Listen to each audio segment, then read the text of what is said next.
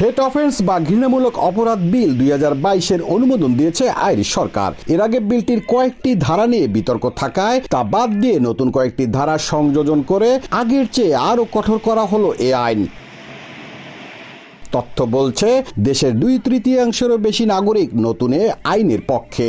এখন থেকে কোনো ব্যক্তিকে শারীরিক আক্রমণ বা ধর্ম, জাতি, অক্ষমতা, যৌন হয়রানি সহ প্রযুক্তি ব্যবহার করে কাউকে অপমান করলে 6 মাস থেকে 2 বছর পর্যন্ত জেল, জরিমানা বা উভয় দণ্ডে দণ্ডিত হবেন অপরাধী। তথ্য প্রযুক্তির মাধ্যমে যেমন টুইটার, ফেসবুক অথবা ইনস্টাগ্রাম এসব বিষয়ে আমরা যেন সবাই একটু সতর্ক থাকি, আইনের অবাধ্য না হই। কঠোর বিধান রয়ে গেছে, এখন তারা সাজার পরিমাণও আরও বাড়িয়েছেন। আয়ারল্যান্ডে বসবাসরত প্রবাসী বাংলাদেশিদের আরেকটু সচেতনভাবে তাদের মতামত প্রকাশ করা উচিত।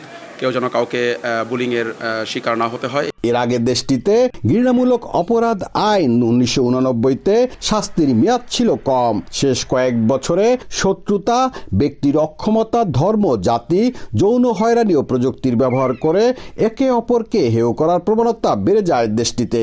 পরিসংখ্যানে দেখা যায় ঘৃণামূলক অপরাধ 2021 সালের চেয়ে 7.5% বেড়েছে 2022-এ। গেল বছরে তা আগের চেয়ে 12% বেশি। 2024 সালে ঘৃণামূলক অপরাধে 651টি মামলা হয় দেশটিতে, যা আগের বছরের চেয়ে বেশি। ঘৃণামূলক অপরাধ সংক্রান্ত আইনের ফলে সমাজে শত্রুতা কমে যাবে, বাড়বে একে অপরের প্রতি সম্মানের প্রবণতা। তাই সবাই মিলে এই আইনের প্রতি শ্রদ্ধাশীল রেখেই এগোতে হবে, এমনই পরামর্শ এখানের প্রবাসী বাংলাদেশিদেরও। সৈয়দ জুয়েল, সময় সংবাদ, আয়ারল্যান্ড।